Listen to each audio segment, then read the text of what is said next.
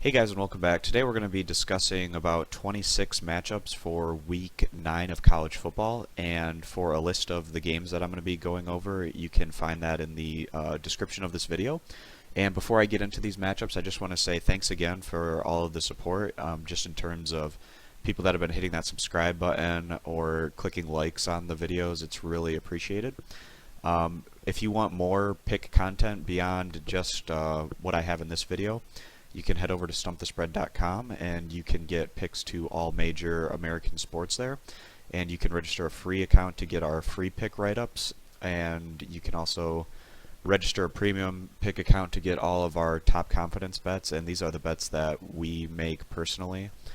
It's just the bets that we feel have the best value based on all the information that we've gathered. Alright, so heading into the meat of this video, we're going to start with Ohio versus Toledo. Ohio hasn't lived up to their expectations this year, but luckily for the Bobcats, they play in the weaker MAC East division, so they're still in contention over there on that side of the conference, but this is a crossover game over to the West division, and they're going against Toledo, who right now is looking like the second best team in the conference. And the Rockets will have their chance to even push Western Michigan potentially for the MAC West title. This seems like a pretty fair spread, but if I had to side, I would take Toledo just because I don't have very much confidence in the consistency from what I've seen from this Ohio offense. And Toledo just has tons of playmakers on the offensive side of the ball, and when they get going, they can be really tough to stop, and Ohio might have a tough time keeping pace here. Moving down to Akron versus Buffalo. Akron has shown spurts of solid play this year, and Buffalo, they've been mostly, not performing up to their, or what they've wanted to be coming into the year. We knew that Buffalo was going to take a step back this year, but the Bulls have had a tough time staying relevant in the MAC.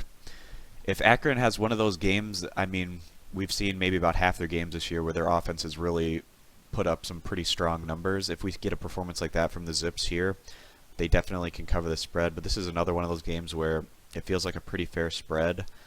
But if I had to take it, I would side with the Zips just because I have a lot more confidence in their offensive unit, and based on what we've seen out of them this year, they do have the ability to win in blowout fashion against weaker competition. Virginia Tech looked really strong last week in their win over Miami at home. That was a really big confidence-building win for the Hokies coming off their previous defeat against Syracuse. Pittsburgh has been a kind of a weird team this year. Their head coach, kind of prides himself on defense, but this group has actually been putting up some pretty strong offensive numbers while their defense has been getting gashed. This should be a fairly competitive game. I would feel a lot better with Virginia Tech if they hadn't lost their last road game to Syracuse. Pittsburgh has the ability to keep pace offensively, and it's going to be up to their defense whether they have a shot at this upset. This is one that I'm kind of, going back and forth on. I'm not 100% confident at this point, but I will side with Virginia Tech here slightly, but I'm not in love with the pick. Moving down to Appalachian State versus Georgia Southern. Both of these teams are competing towards the upper part of the Sun Belt. Appalachian State, outside of their losses against really tough competition in Miami and Tennessee back at the beginning of the year, they've been playing pretty well, and their defense has really shown some solid play against, mid to lower tier competition. Georgia Southern, they were expected to really compete for the conference title, and even though this group has picked up a number of wins, they just haven't been all that impressive compared to what we've seen out of the Eagles in recent years. Georgia Southern, I'm not completely confident in them being able to get their triple option attack going against Appalachian State, who has one of the better defenses in the conference, so we're going to be siding with the road team here, giving the points. Moving down to California versus Southern Cal. Cal, obviously, they've shown weaknesses on the defensive side of the ball, but their offense has consistently put up some strong numbers. And then Southern Cal, they've really went against a tough schedule earlier on in the year. They had some trouble against some of the tougher teams they faced, but we saw last week from Southern Cal, they blew out Arizona on the road, but Arizona wasn't, coming into that game at full strength. But Southern Cal has shown the ability to blow out weaker competition. We do think that the Cal Golden Bears have enough offensive output to at least stay relevant in this matchup with the Trojans, so we're going to be taking the points here and the Golden Bears. All right, so moving down to Friday's games, if you're a fan of Group of 5 football like I am, there's some pretty solid matchups here that should be fun to watch, starting with Navy versus South Florida.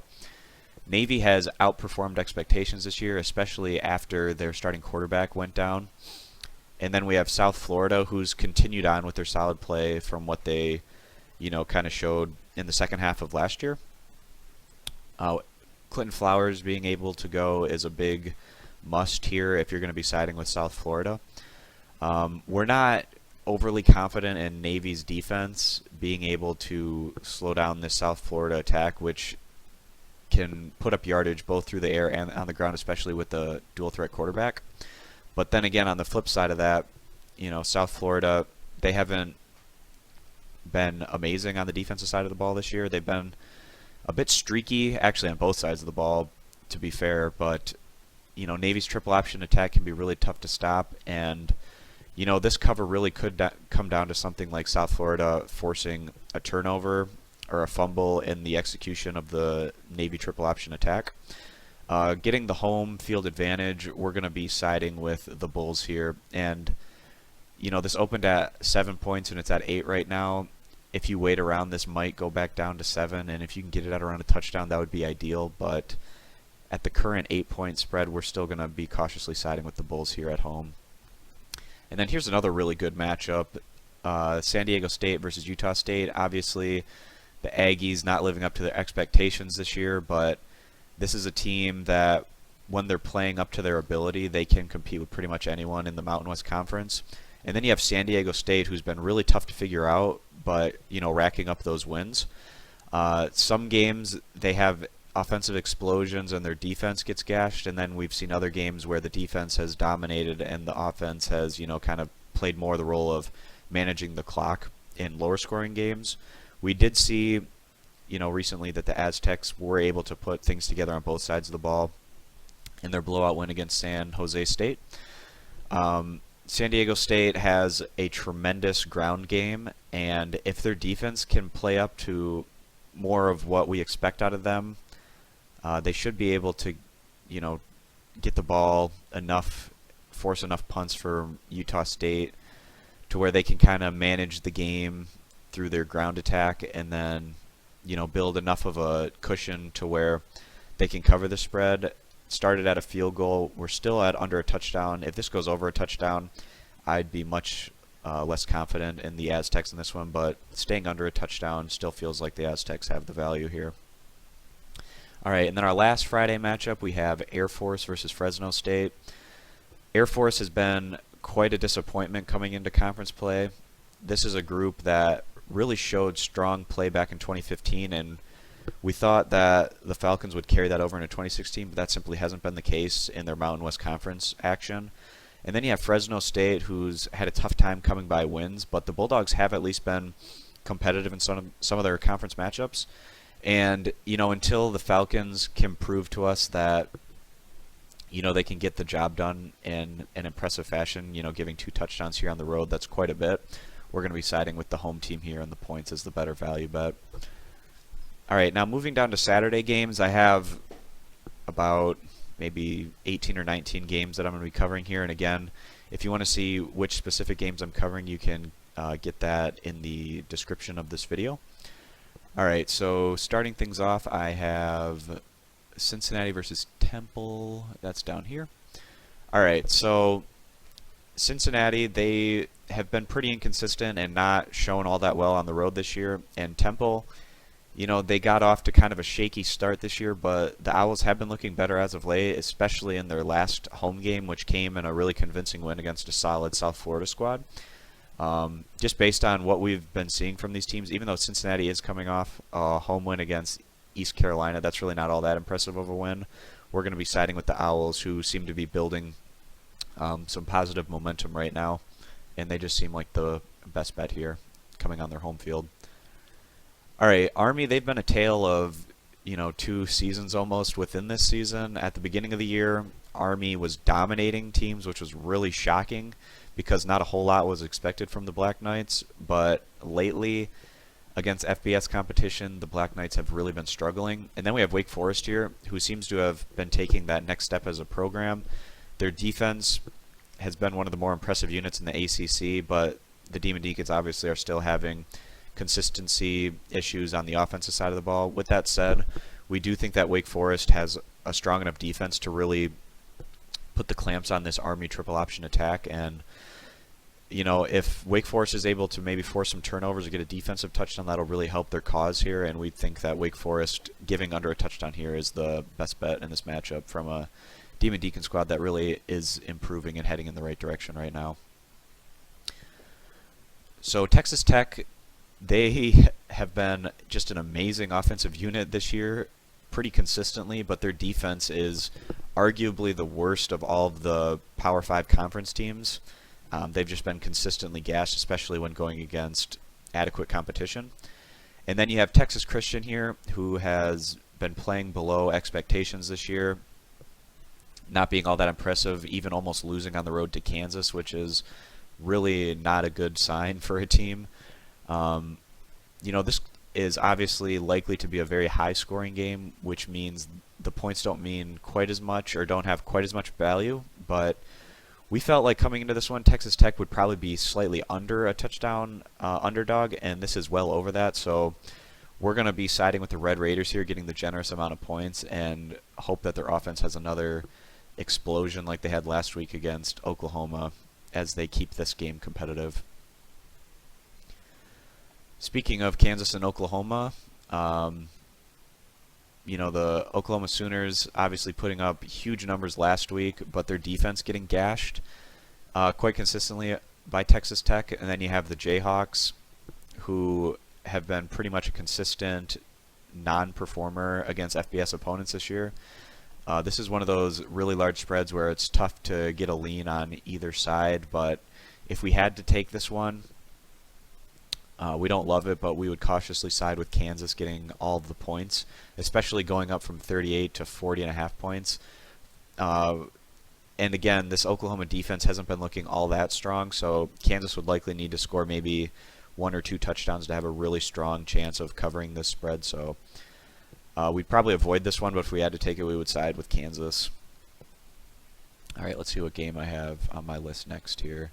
All right, so Clemson, Florida State right here.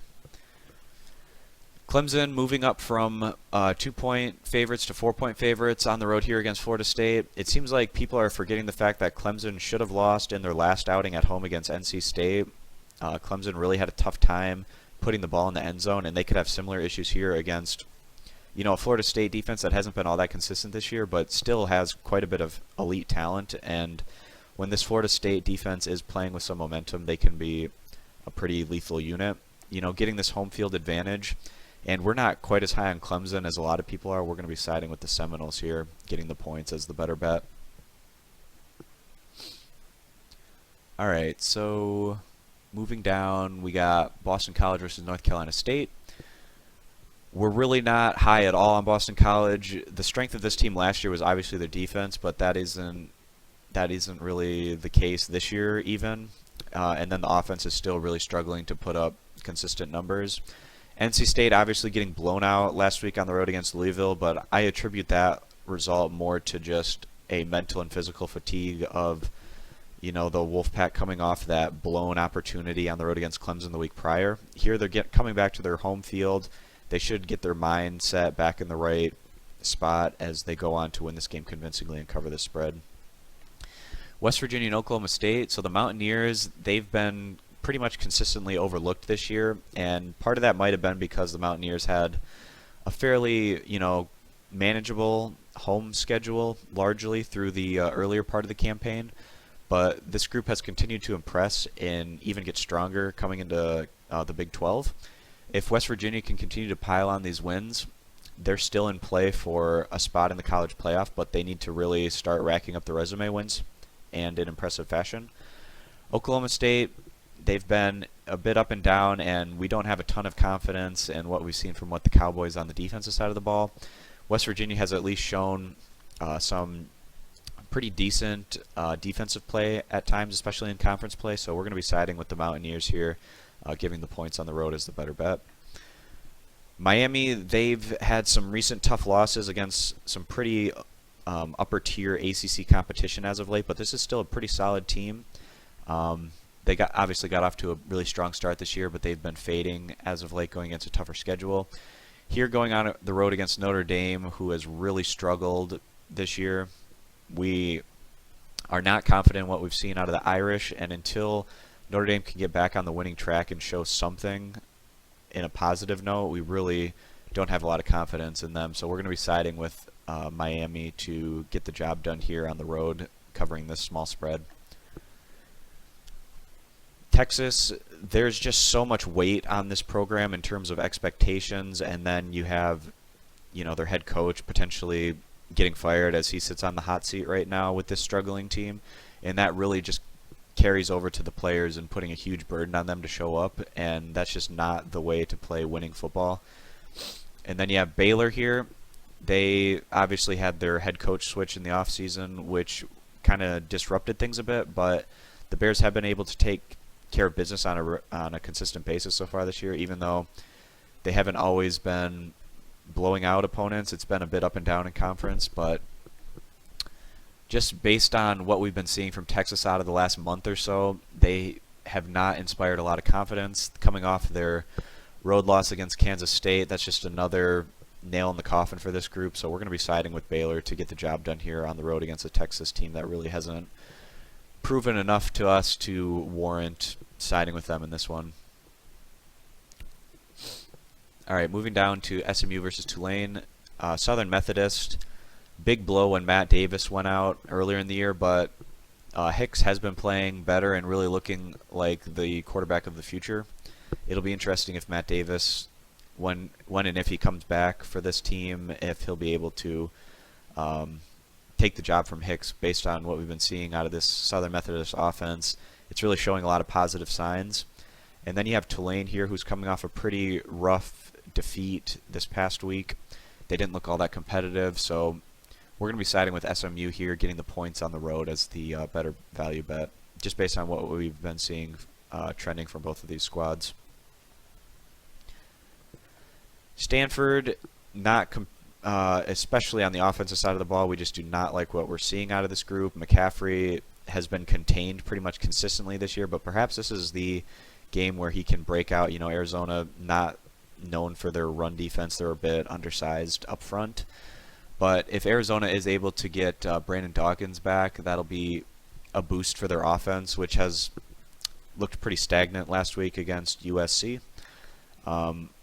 Stanford, over the past month, they've really been, not showing up. Last week they fell 10-5 at home, or 5-10 at home against Colorado, where their defense was able to do some things, but again, their offense just was not able to do anything of note. With Brandon Dawkins able to go, we do feel like Arizona will be able to put enough points on the board to stay competitive and push for the upset in this one. And we really just don't have a lot of confidence from what we've been seeing out of Stanford in recent weeks. All right, here's an interesting matchup. Northwestern versus Ohio State. So the Buckeyes obviously coming off that devastating loss on the road against Penn State. It's going to be really interesting to see how this group bounces back. It'll help probably their mindset with the fact that Ohio State has been able to stay pretty high in the rankings despite the poor loss on the road against Penn State. And then you have Northwestern here, who's been a little inconsistent with their results, but the Wildcats do have the kind of defense where they have the ability to probably slow down Ohio State more than most of the teams the Buckeyes have faced this year.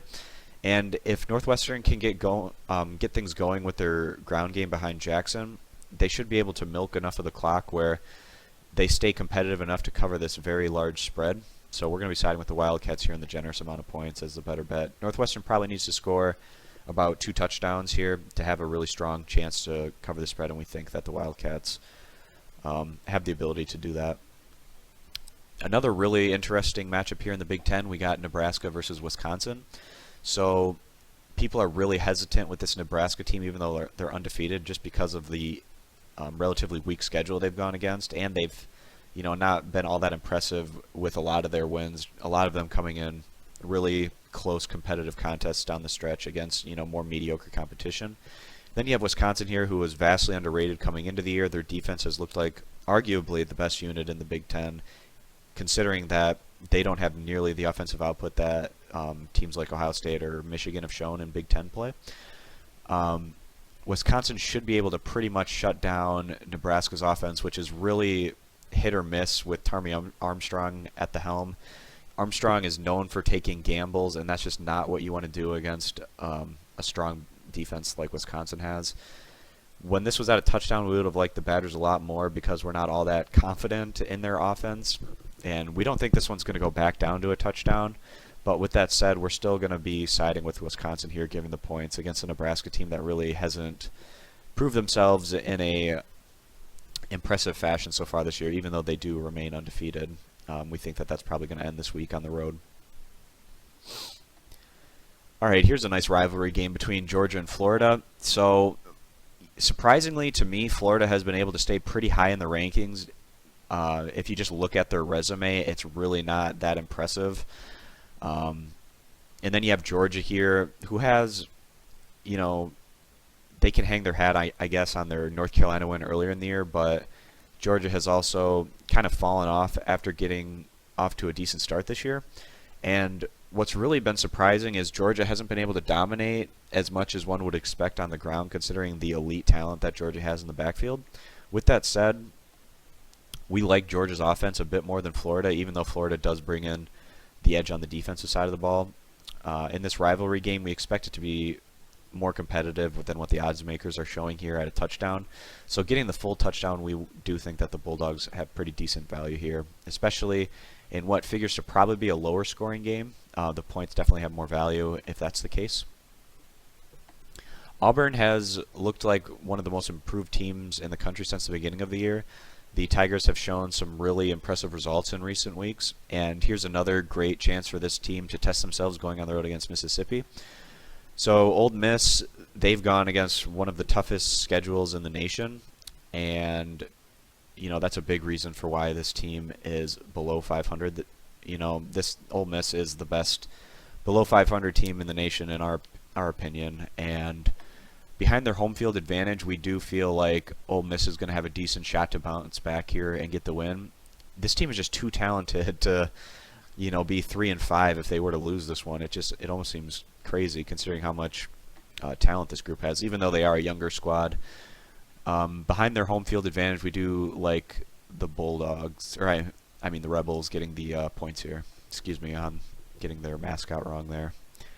Especially going from the 1-point favorite to getting now a field goal, and it could go even higher than that. Getting the points at home definitely feels like a solid bet here for the Rebels.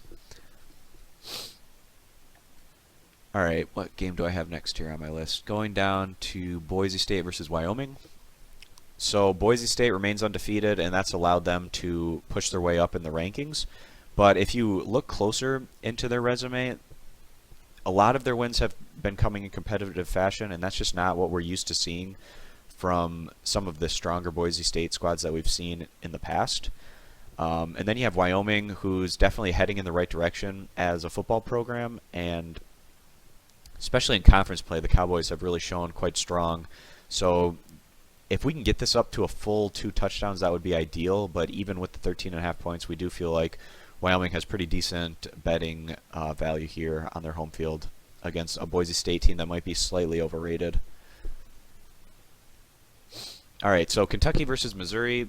Kentucky has actually been playing pretty competitive ball in conference play, and a lot of that has had to do, obviously, with their schedule in the SEC East. But here's another chance for the Wildcats to pile on another victory.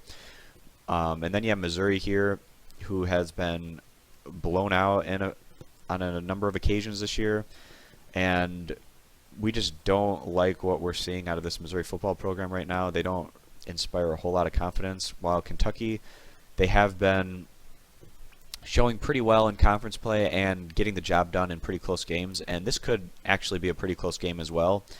And in that situation, we do like Kentucky here getting over the field goal as a solid value bet.